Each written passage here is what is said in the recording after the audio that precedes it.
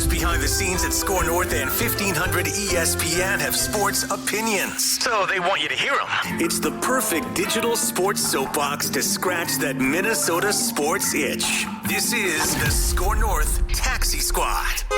Will the Minnesota Timberwolves make unprecedented NBA history and be the first team ever to come back from a 3-0 deficit in the playoffs?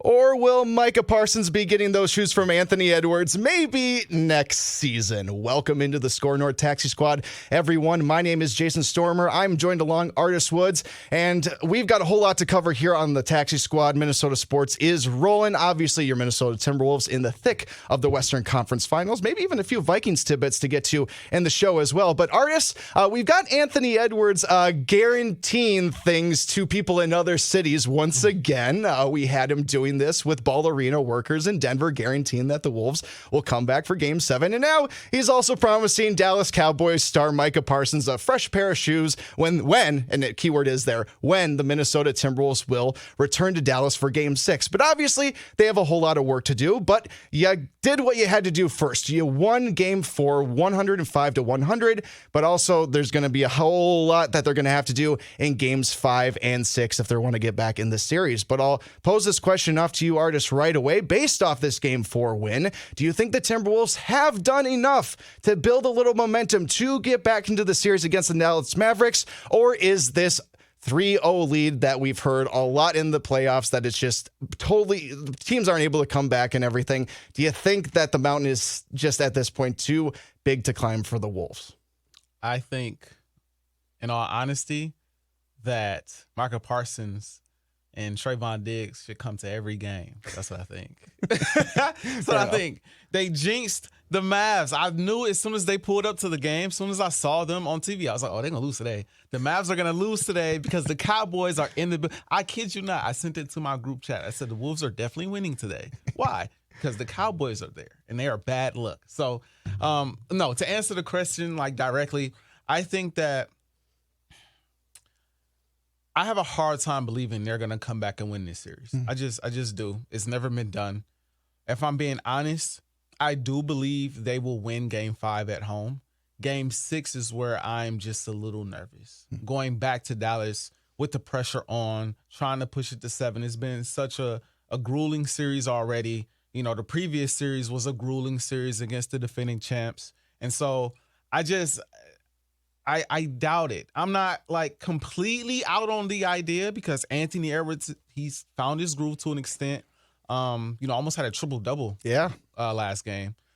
Karl-Anthony Towns looks like he's starting to finally find his groove. Yeah. You know, he's making the outside shots in this game. He got into the paint, got some easy layups, got to the free throw line. I felt like, when he got to the free throw line and really got to flick the wrist, see the ball go through the net.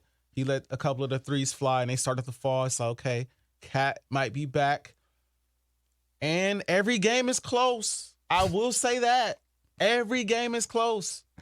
But, Jason, they've had problems closing games the back half of the season, and we've talked about it time and time again with them struggling to close games towards the end of the year. So, this is a kind of a common theme that you didn't have to worry about with Denver and you didn't have to worry about with Phoenix because every game of the Nuggets series was almost a blowout and then you swept Phoenix. But in this series, every game is close and they have the two best closers in the game. So, or two of the best closers in the game because I still got, Dame in there and a couple other players. But sure.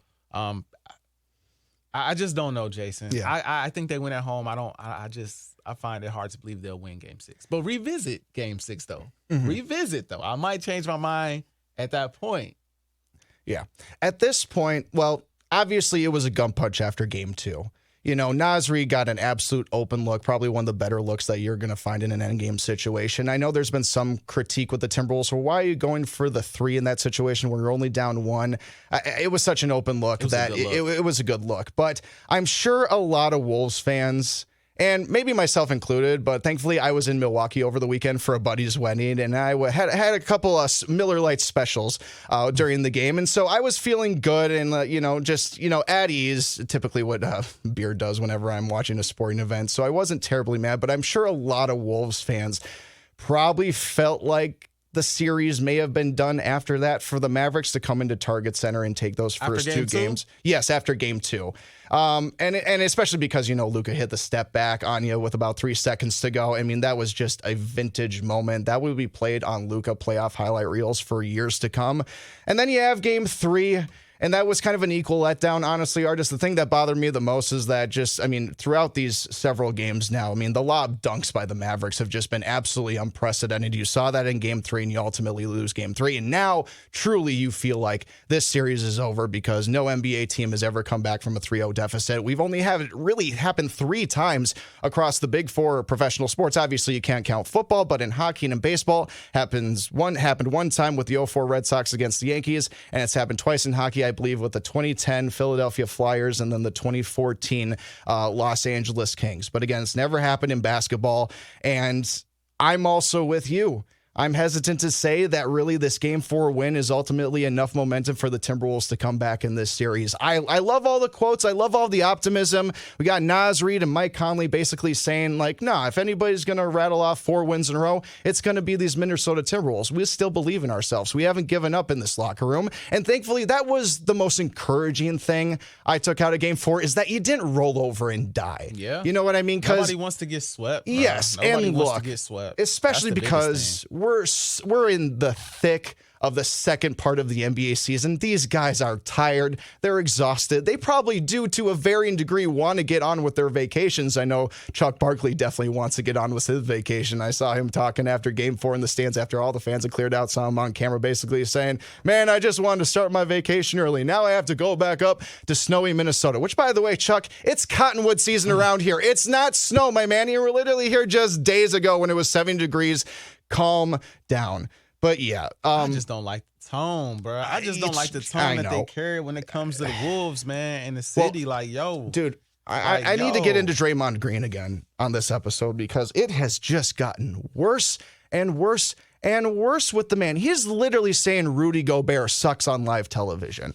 I mean, in what professional setting can you say that about your peer or a fellow employee and that's okay? If I went around the building and said, let's use you as an example. If you went around the building and said, I suck at radio and podcasting, I wouldn't take that well. If I went around the building and said, you sucked at podcast and radio, you wouldn't take that well. So I don't know. I mean, look, the beef with Draymond is just so apparent that it's just spilling out into these ways that now it's creating a whole other narrative that is beyond just basketball. It's now just personal vendetta stuff. And it's sad, Artis, because we might be seeing the last few times the inside the NBA team is together, and they struck magic with Shaq, Chuck, and Kenny. Yeah. And they brought in Draymond, and it's just thrown everything off, and it's created so many narratives about this playoff series that I think are just unfair that I feel like I have to address here on this show right now. And I'm looking at these networks, TNT and ESPN. I'm sorry, I'm getting on a soapbox. You're allowing Draymond Green and Chris Paul, arguably two of the most unlikable players in the entire NBA, to be studio analysts in this kind of situation. And I don't think Chris Paul has been nearly as critical on other players as Draymond Green has. I think Chris Paul's actually coming in with some fair and decent analysis. But could these networks have picked 2 more unlikable players to be studio analysts during these playoff runs? And maybe I'm just a little extra salty because my team is a part of these playoff runs and I have to watch these broadcasts. But for God's sakes, where is the objectivity here? And Draymond Green is a smart as hell player. He is a genius. When he's actually talking about ball, he is incredibly smart and actually worth listening to. That's why his podcast is incredibly successful. Yeah. But when you're just throwing out this BS because you're salty for whatever reasons, because Gobert's won more defensive player of the years than you, because they're in the playoffs and your Warriors aren't. I don't really know what it is, but I have lost my mind, clearly, as you are seeing it play out here on Taxi Squad, over all of this. It's just not good broadcasting. And now, and I'm sorry, I just took a couple minutes to talk about not basketball things, but it's just so obvious. No, I'm with you, bro. Yeah, I'm 100% with you, dude. It's frustrating, especially, being not only a fan, a new fan, I would say, of the Wolves, but also just being a fan of the game. Yeah. It's just no objectivity at times. It's just, that's the frustrating part about it. Your job is to look at things as an analyst from, a pure objective perspective. Like, you're not supposed to be so one-sided in things. Even the announcing during the game, we talk about Reggie and these guys. Like, come on, y'all. Like, don't be so flagrantly. It's obvious y'all rooting for the other team. Like, it'd be obvious. It was really bad, the Nuggets series for Reggie. It's like, dude, we know you want the champs to win. We get it. We get it. Like, oh my gosh, it was terrible. This series, in my opinion, isn't quite as bad, but it's still there. It's like you clearly have a rooting interest here. It's just some of the plays they break down that this is a foul and this isn't a foul. It's just, I don't know. It's just it's frustrating. So I get your point of view on that. And Draymond, I said this a while ago. He should be, I guess. And I know, obviously, contracts, money, all that stuff plays a part. But he should be with, maybe ESPN crew or something. Calling the Eastern Conference Finals. Like, why would you have him calling Rudy Gobert game? He tried to choke the man out. Last time they was on the floor, I think last time they was on the floor together. Hold on, I'm about to get fined $100,000 because I'm going to flash the money sign. That's the whole reason, man. It's the ratings. And I don't know if the networks went into this thinking, hey, maybe we can rekindle this beef in a way if, the Timberwolves go far a little bit and Draymond's a part of that. If that's the case, I mean, that is literally just, doing it for clicks. And I think that's a little bit shameful. And again, if this truly is the end of an era when it comes to pristine basketball pre and post game television, this is going to be a little bit sad if this is the way it ultimately goes out, because I think these guys deserve better. And I think certainly we as the fans deserve a little bit more better analysis than this. But first time in 20 years they didn't went this far, and you got all this hate in the air. It seemed like, I know, all this hate in the air, bro. For what? I know. And everybody's just acting like the regular season didn't happen with Rudy, and his team's not in the Western Conference Finals, and his defense didn't have anything to do with the fact that they're in the Western Conference Finals. And it's just, look, maybe they just don't have anything better to talk about. Maybe they've just run out of things. I don't really know, but it's just whatever. Let's get back to the actual basketball. Indeed. Now, instead of complaining about the broadcasting, which probably won't get any better It'll probably get worse for the series. How encouraging was it to you, Artis, especially in Game 4, just to see Anthony Edwards attack like Anthony Edwards? Like we've gotten to know and love with the man. Look, I'm not going to undersell this whatsoever. And I think it was pretty apparent here in Game 4. Derek Lively being out for the Mavs, it was problematic for them. And I think him being out opened a lot of space up for Anthony Edwards. Now, what also helped too a ton was Karl-Anthony Towns was making his shots. Just how crucial, Artis, was the fact that we got star performances out of star players this time around. Man, it's what needed. It's what's needed to win this series at the end of the day. Like when you have Luka and Kyrie going off, I mean, going into this game, dude, I got into a debate with some friends, and we were talking about Luka and Kyrie's impact on the series. And without really even looking into the numbers, I was just saying, like, dude, they're dominating. They're dominating the series. Then we got deeper into the debate, and I was like, man, let me go look at the numbers real quick. Let me legit look and see how well, because it feels like they're not missing. Bro, Kyrie going into Game 4 was shooting 52% from the field, bro. He was shooting 43% from the three, bro. Averaging 28 a game. Luka was shooting 47% from the field, bro, and shooting 40% from the tray. It looked exactly how the numbers tell it. Like they both match up, bro. These guys have been lighting the Wolves up, and it's weird, bro, because going into this series, I was confident because I thought Ant and Jaden, I thought they'd be able to sit on that a little more, but what I've seen is similar to the Nuggets. You just got to hope these guys miss shots, because like Luka and Kyrie are getting what they want up until Game 4, are getting what they want however they want to get it. So knowing that if you're Ant, if you're Cat, you have to play well. You have to, at the very least at times, match them or get close and hope that Nas has a game or Jaden has a game. Mike Conley's been stepping up playing well in this series as well. Kyle Anderson has been stepping up playing well. He's been big time in this series. So they're going to step up. They're going to do their thing. They're going to pitch in here and there. But it's on you guys to match the effort that's coming from Luka and Kyrie, because they're putting up superstar numbers. Now, I did also think at some point they're going to come down to earth a little bit because, bro, 52% from the field, 43% from three, and 47 and 40% from the like, those numbers are ridiculous. At some point, we got to come back down to earth a little bit. And at some point, Cat, who has shot the ball terribly, shockingly. Yeah. Worst of his career.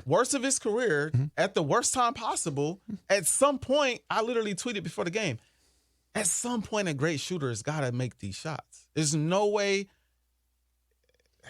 He's cold, but he's got to come out of this slump. It's going to happen at some point. So now, I'm hoping, bro, that he can carry this now. Yeah. Because as a shooter, once you get it going, once you see the ball go through the net for a game and you get that momentum, now you're coming home. If he could carry this momentum, I'm not completely ruling out a comeback. Yeah. I can't at that point. It's not 0%. If Cat is balling, I cannot rule it out. Yeah. I cannot rule it out. And I think the most impressive thing about Game 4 for Cat, too, is that he did it with the same amount of foul trouble that he's been dealing with the entire series. He fouled out of the game, and he was benched at multiple times because of multiple fouls. He picked up that fifth one still in the third quarter. But I think in desperate times, call for desperate measures, we saw Mike Inori and Chris Finch throw him out there a little bit more with those fouls. But he wasn't the only one, too. Anthony Edwards was mildly in foul trouble. I think Rudy Gobert ended the night with 5 fouls, too. So it was a very aggressive play style by the Minnesota Timberwolves. And speaking of Rudy Gobert, it was nice to see him enforce his will just a little bit. Again, I don't know how much that has to do with Derek Lively being out and that you got to pick on a little bit with Maxi Kleber because that was his first game since early May. But it was just kind of nice. And I know this was talked about in the broadcast too. I think Stan Van Gundy mentioned it a few times. Like, it's kind of nice to see that, Rudy's actually acting like the 7'1", 7'2" guy that he actually is. We saw some of those alley-oop dunks and slams that I think have been pretty absent from Rudy Gobert in this series. So, sure, his name is getting dragged through the mud, but still, I think Rudy Gobert is still providing solid services for the Timberwolves. But again, like we said, it's all about the stars. Anthony Edwards and Karl-Anthony Towns have to do that for the next 3 games in a row. Otherwise, your Minnesota Timberwolves won't be advancing to the NBA Finals. The other thing I think was interesting, Artis, in terms of getting Luka and Kyrie to cool down a bit was the defensive pairings that the Wolves used this time around. Ant's been guarding Kyrie pretty much this whole time.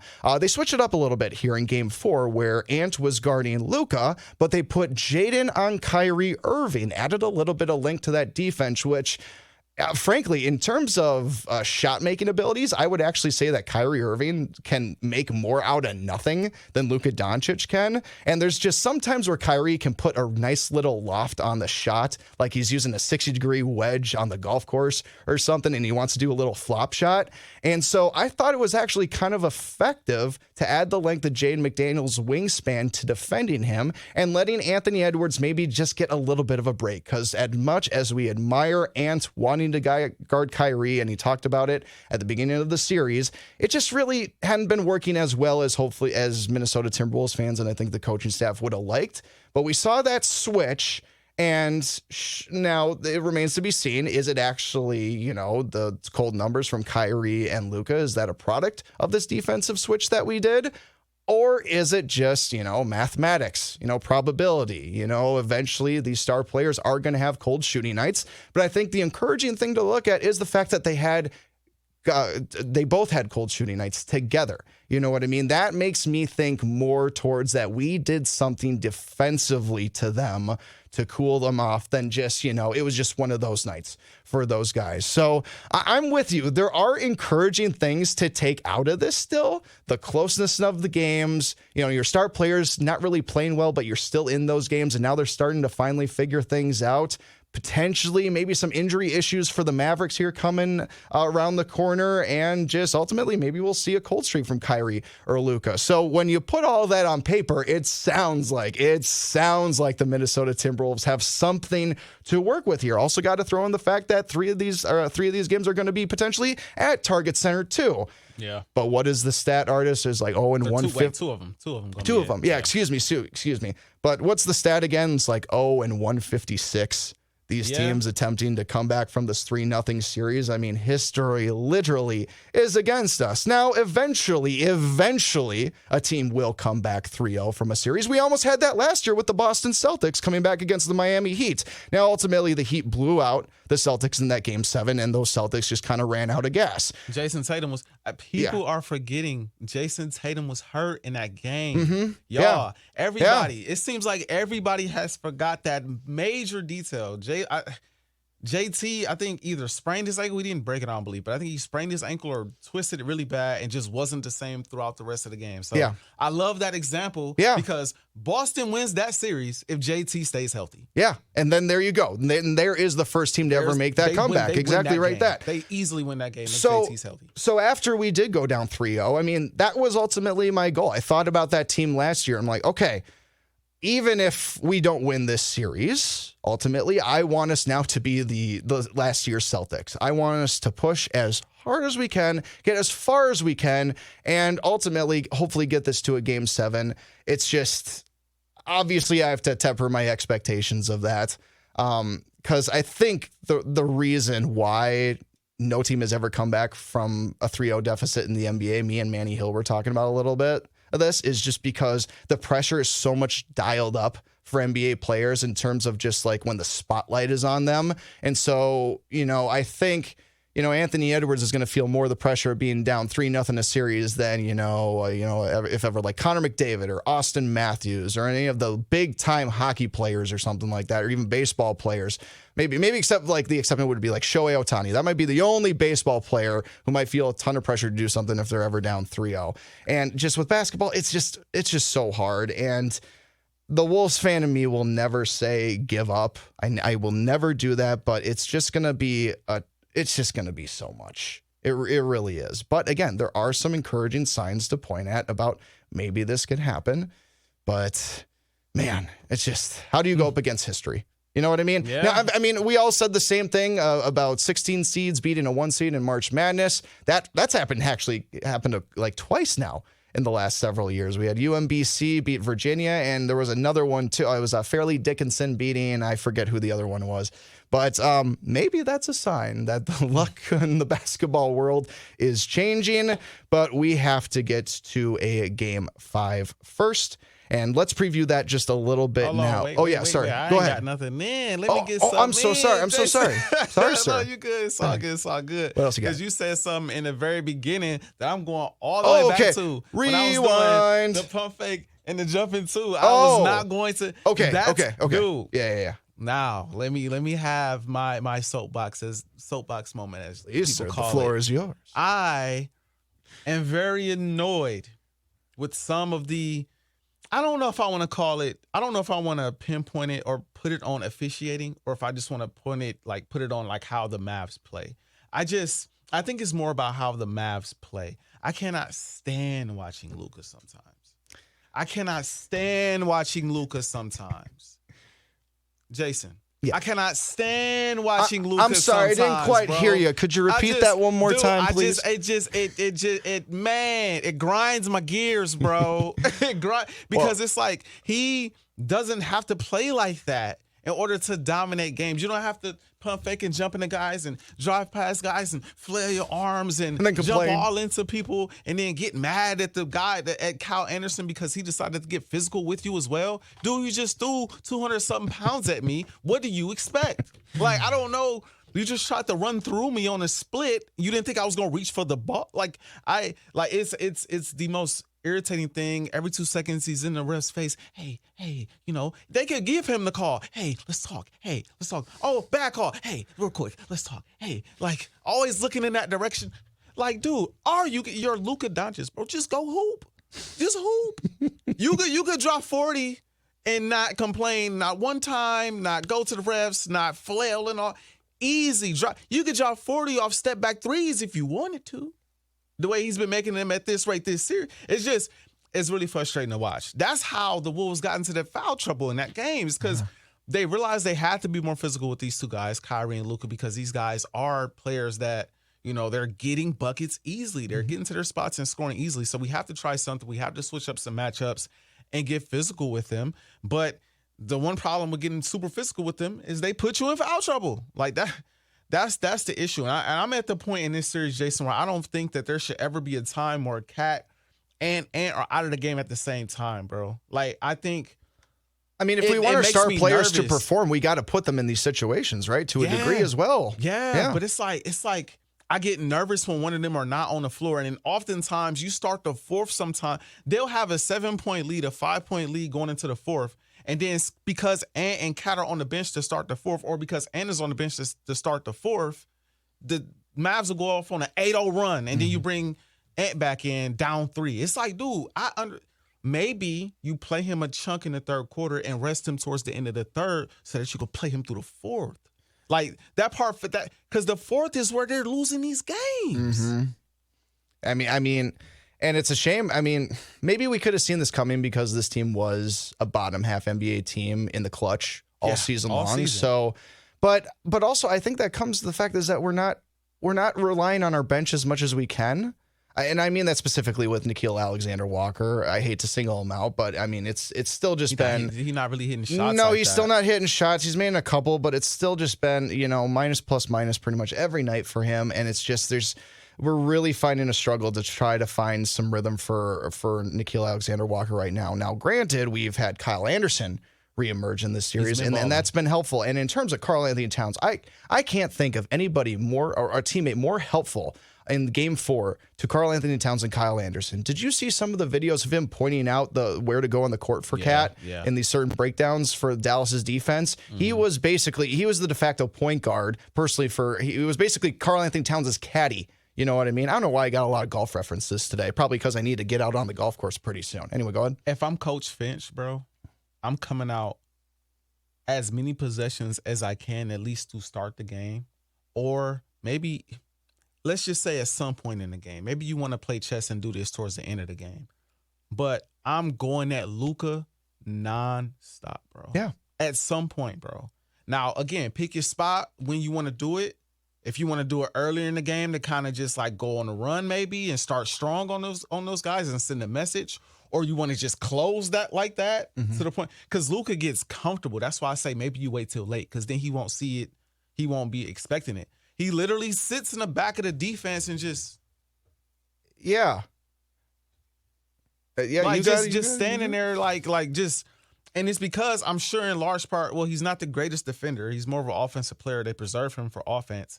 But I know he's got that. His knees been bothering him all playoffs. And the thing that I think people are forgetting, Jason, bro, is OKC attacked him nonstop. Mm-hmm. And Jason Kidd, they got out of that series, but Jason Kidd, the Clippers did the same thing, actually. They both attacked him. But coming out of the OKC series, they were talking about Jason Kidd saying, like, maybe, or at least his thought process, maybe we got to trim down Luka's minutes a bit so we could get him through these series, because he's taking a beating in these series. The Wolves are just letting him coast, bro. Yeah. They letting him coast, man. And then the moment at the end of the game last night, when they started to go at him a bit, then you start to see him limp around again. It's like, now you don't wish injury on nobody. But this is sports, man. Like, attack him. Yeah. Attack him. I don't care if it's Cat. I don't care if it's Jaden in the corner he's guarding, because he's trying to guard whoever he doesn't think is going to get the ball to score. Jaden, Mike Conley, Kyle, whoever it is. At least put him in some screen action, something. Yeah, that's just fairness in sports, right? When you know a player is potentially hobbled or injured, you try to exploit that matchup. I mean, we see that a ton of time in the NFL. Like if a cornerback goes down, then guess what? The passer and the wide receiver on the opposing team are going to go after that cornerback all day, all night. We kind of saw it even in the Knicks-Pacers series a little bit. I know that OG Anunoby only got a couple minutes in, but you better believe that the Pacers went right after him right away and basically were able to knock him out of the game and ultimately win that game and get to the Eastern Conference Finals. Yeah, for being a player that is such a net negative on defense, we're not talking about that with Luka in this series, right?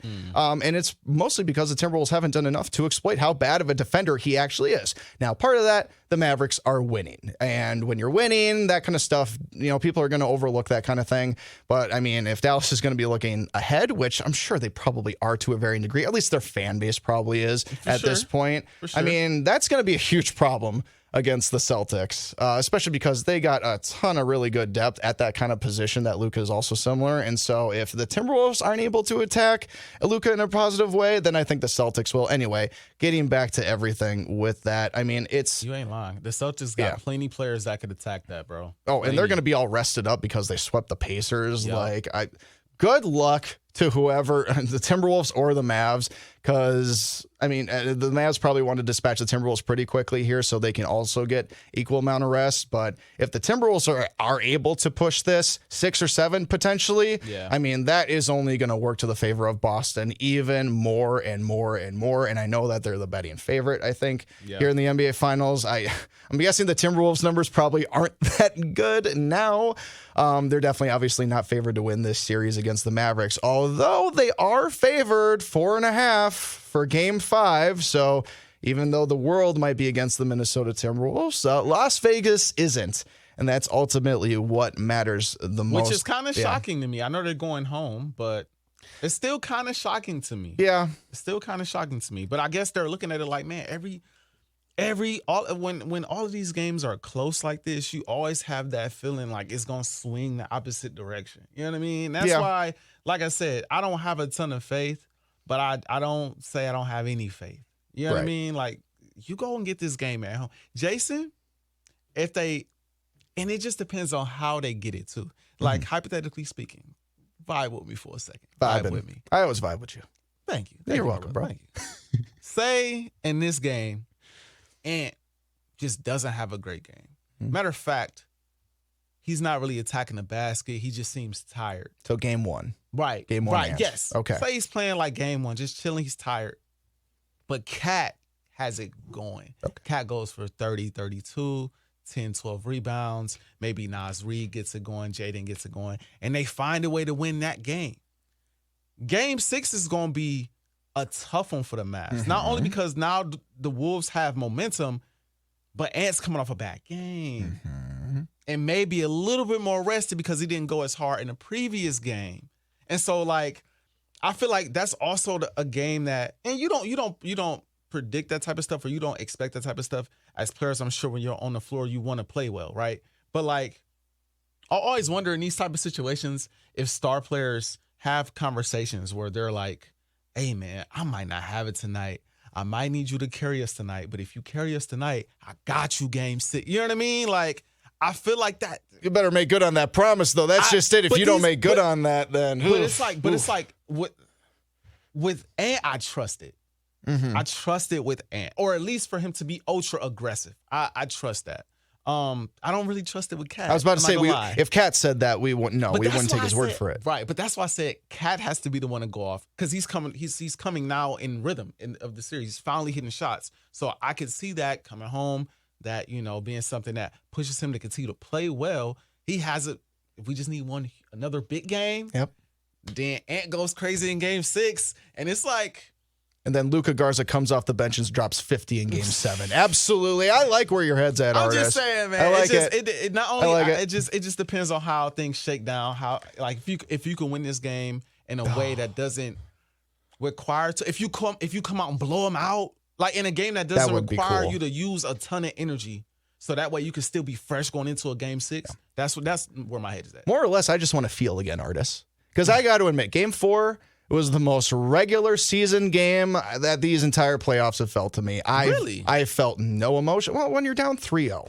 I mean, come on. I mean, nobody's ever done it before. Nobody's talking well about the team nationally, locally. It's just, I mean, how much more deflating is it to be down 3-0? You can probably ask Phoenix Suns fans that from earlier this year. So I had no nerves, no tension, no apprehension whatsoever about that game. It felt like a regular season game to me, where I'm going to be able to sit down, watch this, let it play out, and ultimately I'm not going to be too terribly affected by the outcome, I think. And ultimately, we got to ask ourselves this question too, Artis. I mean, is part of the reason why the Wolves were able to come out with this victory in Game 4 is because the stakes weren't as high. The pressure was off a little bit. It was dialed back a little bit. Sure, your backs are against the wall in the season, but in terms of people thinking that you're going to win, nobody really thinks that the Timberwolves were going to win that game or even win the rest of the series. So, frankly, like, that's why I'm kind of like hesitant to really say, all right, we built a ton of momentum here with this Game 4 win, because I look at it as just kind of like a regular season game. And I really wonder, in terms of like the heart rates for the players, if they kind of felt less pressure as well, and that was ultimately why they were able to have better performances. It's just because it was dialed back a little bit. I definitely think they felt less pressure. For sure. That's undeniable. But at the same time, well, I mean, you can look at it two ways, man. It's pressure to not get swept. True. That's especially pride. when people are That's saying that you're the next Michael Jordan and everything like that. Getting swept would do no good to Anthony Edwards' reputation. So, like, you can look at it, from that perspective. But I do get your perspective from the standpoint of, like, we not going. You could say there's not pressure to win the series anymore, I would say. Because now you've went down 3-0. Nobody expects you to win the series. But you still have pressure to not get swept. Like, that's just an embarrassing way to go out, which is why you see a lot of stars like, man, I might lose, but I'm going crazy in game 4, and then I might take off game 5. Man, y'all got it, but at least we got one. You know what I mean? And so that's why, honestly, to be real with you, dude, after they lost game 2, they blew that 18-point lead. I'm like, there's no way. They're going to end up down 3-1 somehow, some way, was my thought process. Like, they're not going to win both games in Dallas. There's no way that's happening. Like, I was shocked when Denver came to Minnesota and won 2 games. I was stunned. Like, there's no way they just stole home court back like that. But that's like defending champion type stuff. Like, that's what that is. Like, that's just as Mike Malone would say, the heart of the champion. The heart of the champion. That's the heart of a champion, I guess. You know what I mean? Last year's. Right, last year's champ. Right. Shout out to the Wolves for that. Second round exit, like the other 3 NBA previous champions. Right. Isn't that a crazy stat that the last 3 NBA champions have all been bounced in the second round? I kind of like that, though. I'm a fan of parity in my professional sports. I'm not a big fan of dynasties, so I'm kind of cool with that. Yeah. So, I didn't think that the Wolves was going to come back and win 2 games in Dallas. So, my mindset was like, be like Denzel Washington in that video, man. I'm leaving here with something. Leave here with something. You know what I mean? Got to leave here with something. Leave Dallas with something. Get you a win. Yeah. And then, like I said, it gives you – it will be different if they won that last game in Minnesota to avoid the If Naz Reid would have hit that shot in game 2, man. I mean, think about the conversation. Think about the entire different conversation you and I are having today on the show. Like, I feel like today was mildly a kind of moratorium and an obituary on the Timberwolves season. We don't think necessarily that they're going to come back 3-0 from the series. But if it was 2-2, going back to Target Center, man. I'd have the Wolves. I would too. I give the Wolves, if I had to put my money on it, I'm sorry, I can't pick the Wolves. I had an expensive weekend too. I can't spend money. Yeah, I just. I went to the casino this weekend. Blackjack table just screwed me over. I don't want to talk about it. Man, I feel you, and you wouldn't want to lose potentially more money betting on something that's so that's never happened. Yeah. On the flip side, if you won, if they came back and won, that would be bank. Oh my gosh. But if I had to put my money on it, I just wouldn't. I wouldn't do it at all. But bro, there is, like I said, bro. There's like I give these guys a 15% chance. 15% chance. I give honestly them a 15% chance. That might even be generous, all things considered. You know what I mean? Yeah, but I give them 15. Yeah, I'd probably put it about the same too.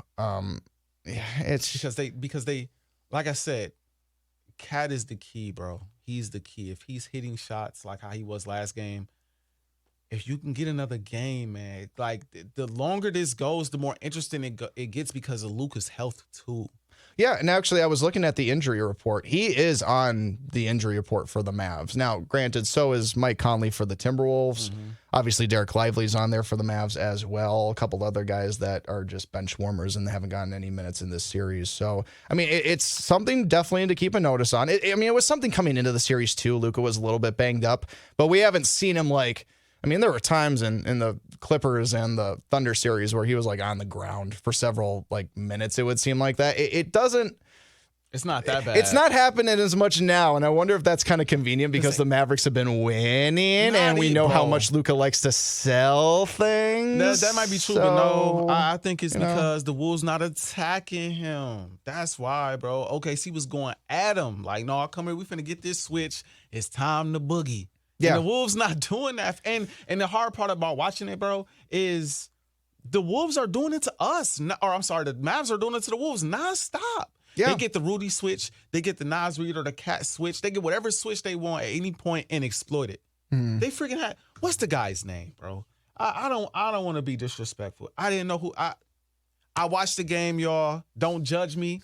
Don't judge me. I watched the Mavs. Like, Apparently I wasn't in tune enough because it's Hardy, dude. Where did he come from? I know. No, I'm right there with you. I'm right there with you. I'm tempted to look at his box score right now and just see like where's this dude been? I knew he existed, but I don't think he got a lot of minutes really for Dallas up until then. But he was arguably Hardy. Yeah, he was arguably their most prolific 3-point shooter the other night. And I mean, it's a testament to the Dallas bench. It's deep. It's well run right now. It's executing at very high levels. But like, bro, I knew it was bad. He got the switch on Rudy, and Luka was like, to Jaden Hardy, said, "Hey, clear it out. He got the matchup with Rudy." Like they played 6 games against the Thunder, right? I think he scored, bro. Which brings me, and I don't mean to cut you off, but this brings me to another point, Jason. Artis. You lean back, ladies and gentlemen. This is gonna be a big one. I don't feel right saying this, bro, but I have to be real with the people and tell them what my eyes tell me, bro. My eyes tell me, bro, that the numbers, and I don't want to pile on. I'm not piling on. The numbers lie when it comes to Rudy Gobert, bro. Don't tell that to Draymond. Like Draymond could be coming from, honestly, he just sounds like he's a hater, bro. Yeah. I'm not trying to hate on Rudy. I'm rooting for Rudy. But, like, I see he's got one of the best plus minuses on the Wolves, if not the best, all playoffs long. You know, he puts up some decent numbers. But it's like sometimes when I watch Rudy, man, I'm like, what's going on, bro? Just please don't tell me you're about to go all Kendrick Perkins on the bit right now. No, I'm not. Do you see that video, though, of Kendrick Perkins talking like he's... No, I'm not. No. I'm not doing. I know he doesn't not. deserve Defensive Player of the Year. I'm not doing all that. But I'm just saying, like, there are times where, like, I don't be wanting him out there, bro. Like, honestly, there are times where he comes back in the game, and I'm like, and I know what the numbers say. He has the best plus minus on the team. Yeah. But it, like, eye test wise, it's like it's hard, bro. Like the alleys at the rim be there, the layups in the paint be there. They call timeouts, Jason. And they give him the ball out of a timeout, Jason. Yeah. Like what are we doing? You got Cat on the court, you got Ant on the court, you got Mike Conley and Jaden on the court, and you come out of a timeout and dump the ball down to Rudy? Like, there have been a few questionable coaching decisions throughout this entire playoff series. I mean, not getting up on Luka enough, maybe letting the leash be a little bit too long on Rudy. I hear you. That's hard. It's hard for me, bro. That's why I'm like. But then you look at the end of the game, box score. He got the best plus minus. It's just. But when you watch it, I'm always like Rudy. Oh, man, I mean, think about the scenario in the end of the game last night where Rudy Gobert gets that rebound late in the game, but the Wolves call a timeout before Dallas has the chance to foul him. I think I think Rudy would have made them free throws, at least one of them.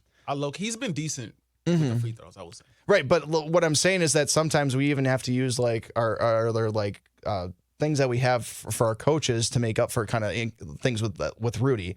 What's the word I'm looking for? Just things that he's not able to do well. In this case, we didn't want him at the free throw line. In that case, you didn't want him. No. I know. That wasn't the preferred. I know, option, Artis. sure. It's this weird balancing act because obviously we're not in this place in the first place if Rudy Gobert weren't on our team. Facts. Obviously, his name has gotten dragged through several different, kinds of mud that it's also, even as Wolves fans, it's hard not to hear all the, the big heads talking about how bad Rudy's been.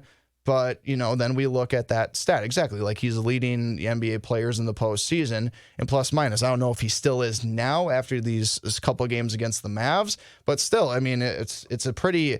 And I know that earlier in the playoffs, too, we had like Jaden McDaniels was high up on that list. Even Nickeil Alexander-Walker was high up on that list, too. At that time, that plus-minus stat was really telling of how good the Wolves are playing. And so if that's changed a little bit with Rudy, that's okay.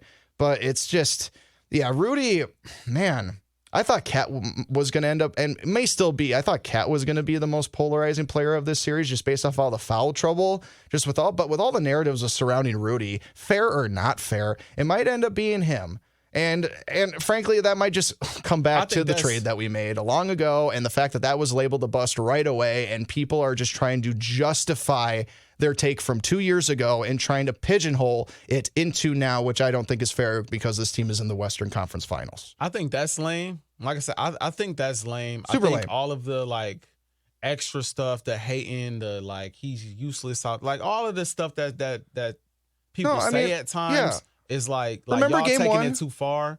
Because he's had some really great playoff games in this series, and he's played well all year. Yes, it's the first series of the playoffs against the Suns. He was special. Yeah, he was special. So it's like I don't like the hate be unnecessary, but it is.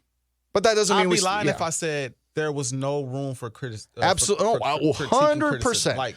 100%. The There's ball no control, way, the lack of more involvement on the offense. See, honestly, that's the thing that's pissed me off more in this series is that we haven't found ways to get Rudy more involved in the post where Dallas has just been absolutely killing us. I don't think, or you mean like defensively? A little bit of both. I mean more just like the lob dunks and everything. I'm just envious that he be fumbling them, bro. That's like, I know. Oh my I know. gosh, man. But that's what Jason, I don't want to be that. No. That's what I'm talking about. But if there's ways to get him more open underneath the basket, then we're figuring out that issue, right? Did you seen the play game 4 where he had the ball?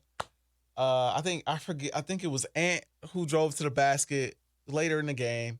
He drove to the basket. He dumped it down to like Rudy, kind of ran out of bounds. And then like, I want to say it was Gafford and PJ Washington jumped up to contest the shot. He pump fake, jumped into him and just threw the ball in the air behind it. Yeah, I know. That's It be moments like that where I know he was wide open, but he hesitated. And that's another he's I don't know, man. Like I said, I don't want to add on to what's already been said about Rudy because I do think he's an important piece for this team. I just think there are times where, like, I mean, man, he has some weird moments out there on the court, man. Hey, man, look, the issues that happened in Utah were bound to carry over a little bit here in Minnesota, right? I mean, I think that was inevitable, a little bit. Because guys are on the perimeter, Luka and Kyrie, and that's another thing I didn't bring up, which in his defense, when he was playing with Utah, their perimeter defenders were not good, and that's a big part of the reason why he looked the way he looked. The big part, like the difference here, for the most part, all regular season and primarily in the first round, is that perimeter defense was special. True. But now in this series, Luka and Kyrie getting whatever they want. So they honestly, first 3 games, they've been blowing by Ant, blowing by Jaden McDaniels, and throwing lobs at the rim or just coming off screens and getting them on their back. And Rudy's in his drop coverage, and they're just either floating it or throwing a lob right over. So some of that is not really on him. Some of this is they blowing by y'all, and then they got Rudy in no man's land. But at the same time, it's like even when that doesn't happen, and guys are just kind of like, Luka's driving into the paint and like Jaden is on his hip or Ant is on his hip. Like, and he just shoots a floater in the lane. That should be a blocked shot. These are blocks. Like, I know. It's frustrating, bro. It's frustrating. It's frustrating. It's frustrating when you're not getting the most out of all your star players this time around in the season. Like, sure, it may be easy to pile on Rudy right now, but we're in the situation that we are, not mostly because of Rudy, but mostly because Anthony Edwards and Karl-Anthony Towns took until game 4 to finally show up in this series. That's true. You know what I mean? That's 100% true. And so a lot of work to do. And but a big hole for the Timberwolves to climb out of, obviously being down 3-1, but we're still going to hold a little optimistic attitude here on the Taxi Squad for sure. We'll obviously keep covering the team as much as we possibly can. We hope these games get to go as long as we can. Still hoping that maybe Kevin Garnett can make an appearance at the Western Conference Finals, although I think considering the status of the series at this point, I don't think you should put any money down that he's going to be showing up to game 5 or game 7. He should. But it's still a series. It's still, I know they could win and make this a 6-game series. But unless Glenn Taylor decides to watch the game from home in Mankato, I just don't think that's going to happen, unfortunately. Anyway, Artis, we probably got to wrap up the show here pretty soon. You got any final thoughts with the Minnesota Timberwolves currently down 3-1? Any optimistic words to our fans and Wolves fans out there about how they can maybe get back in the series? Yeah, man. It starts with Cat. It does. I think stay out of foul trouble. Stay out of foul trouble. I think Anthony Edwards is going to continue to be who he is. I could honestly see him, and I hope I'm wrong. I could see him coming out a bit passive in this next game at home because they're I at hope home. not. You're expecting role players. I hope not too, but you're at home. You naturally expect role players to play better, to make shots, which is going to naturally make you a little passive and try to allow them to do their thing. Cat has it going. So I can see him being a little passive, which is why I think Cat is the key to extending this series again. I think if Cat can, do what he did last game, except stay out of foul trouble, defend well, make shots from the outside, get to the free throw line, play effectively, they have a really good shot at winning this game. But if he doesn't show up again, it might not matter what Ant does unless he's going for 40. And I just don't know if coming off 2 games where he shot 24 shots, 25 shots, I don't know if that's coming yet. I think but if Cat can get, that's why I said this, bro. If Cat can continue to play like this, play well in this game, you got some rest, man. You fouled out, right? Yep. So you ain't been playing well. You got benched. We ain't talk about that. He got benched in game 2 and the 4th. Yeah. So he should be a little rested.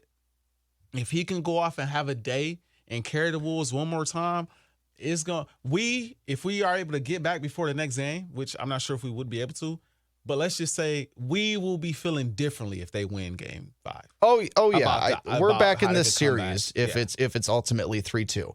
I agree with you wholeheartedly on all those points. Karl-Anthony Towns, you got to show up, but you got to show up earlier than the 4th quarter. My man, as awesome as that was, as key as that was, and ultimately helped get the Wolves a victory, that first half with Karl-Anthony Towns, I thought was just going to be exactly how it had played out all series long. Honestly, it was looking like it was going to be even worse because Karl, my goal for you, honestly, I'm going to maybe pinpoint more on Karl this game more than anything, but I really can't have stupid fouls in this game, Karl. And you're going to get some. I know.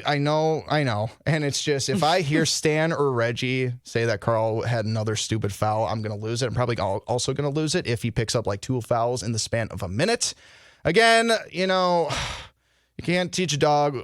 You can't teach an old dog new tricks. And so this is probably just who Karl-Anthony Towns is, and we have to deal with it. But it's not going to help the Wolves any bit in terms of extending this series if we don't get a complete game from Karl-Anthony Towns from first quarter, second, third, and 4th quarter. Man, if we can get one of those vintage Jaden McDaniels shooting games again, that would be awesome. Well. My goodness, he's had some really good moments, especially transitioning from the Denver series into the Mavericks series. He's cooled off just a little bit, but I think that will be key as well. Kyle Anderson has been absolutely fantastic in this series, and just keep up the good work, man. We're not out there. He's not out there to create a lot of shots for himself, but he's been making the opportunities, the one that he's gotten open, even though it takes a million years for him to eventually get to that release point. It's still effective, and it's being effective at a very crucial time for the Timberwolves. So again, we're 4.5-point favorites. So Vegas is looking good upon the Minnesota Timberwolves to get this series back to game 6. And so Micah Parsons can get those shoes from Anthony Edwards, although I'm pretty sure. My words. Mark my words. They're marked. Write this down. Okay. If they win game 5 and Micah Parsons and them Cowboys show up game 6, it's going 7. Remember, I said this. I want everybody to remember. I might clip this up and post this. If they win game 5 and Mike and them show up game 6 again, it's going 7. But notice they won when Patrick Mahomes a winner. I was about to say, what if Patrick and Brittany show up and Travis shows up? That might be in trouble. We might be in trouble. We're not going to clip that one. What's Stephen A. be like? You might be in trouble then. But Mike and them, they show up game 6, man. Everybody tune in. That's all I'm going to say. I would very much like Anthony Edwards to give those shoes to him in person. I would not like that to get delayed until next season. So, yes, we're tempering our expectations a little bit here on the Taxi Squad. I mean, what else are you supposed to do when you're down 3-0 in a playoff series? But Artis, you and I are still pretty optimistic. Hopefully, Wolves fans are optimistic as well. But that will wrap it up for the Taxi Squad this week. Thank you so much for watching and listening, everybody. My name is Jason Stormer. Let me point the right direction. That is Artis Woods, and we will catch you guys next week on the SKOR North Taxi Squad. And until then, have a wonderful week. Take care. Bye-bye.